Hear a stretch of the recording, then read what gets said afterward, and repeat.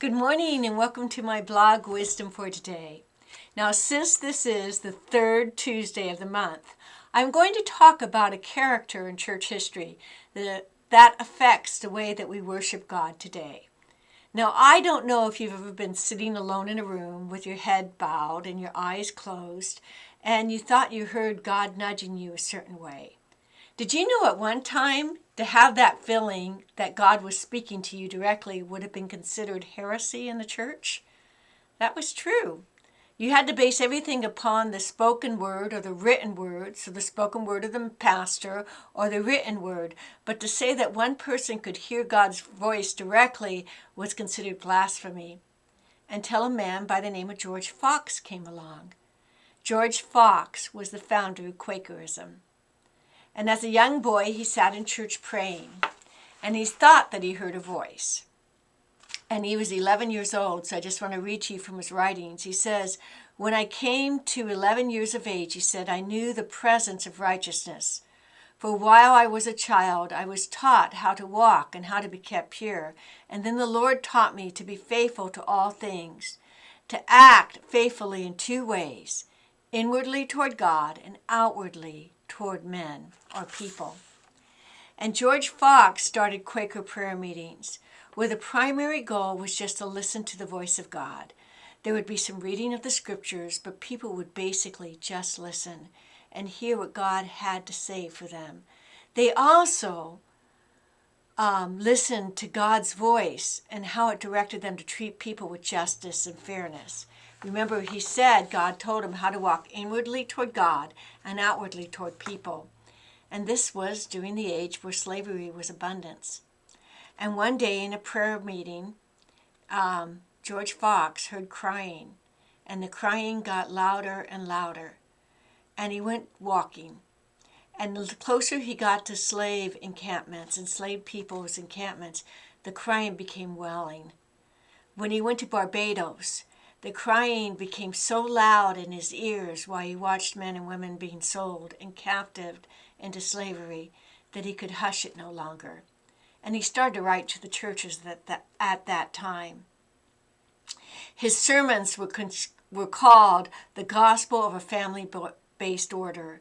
In other words, a family-based order meant that everybody was family in the body of Christ.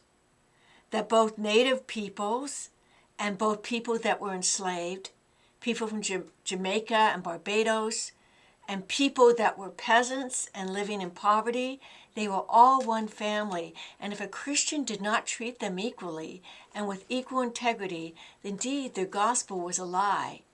And he started to advocate for the freeing of slaves. Well, this is about 1682, and so his message wasn't welcomed. He spent many a night in jail as he preached his gospel. But while he was in jail, much like the Apostle Paul, he wrote letters to the church. Between 1696 and 1701, the church, the Quaker church, was finally convinced that slavery and the ending of it in the UK, in the United Kingdom, and indeed all over the world would be their main goal. When he wrote churches, he said this basically. He said the gospel must be preached to every creature, and its power must be given liberty and freedom, and its glad tidings must come to every captivated creature under heavens. In his letters to the church, he said, "Dear friends, and I speak to the people in Barbados, Virginia, and New England, and the islands about." Now, just the fact that he mentioned all those places, Virginia, Barbados, and Jamaica all together, that was an insult to the people in Virginia who felt they were above them.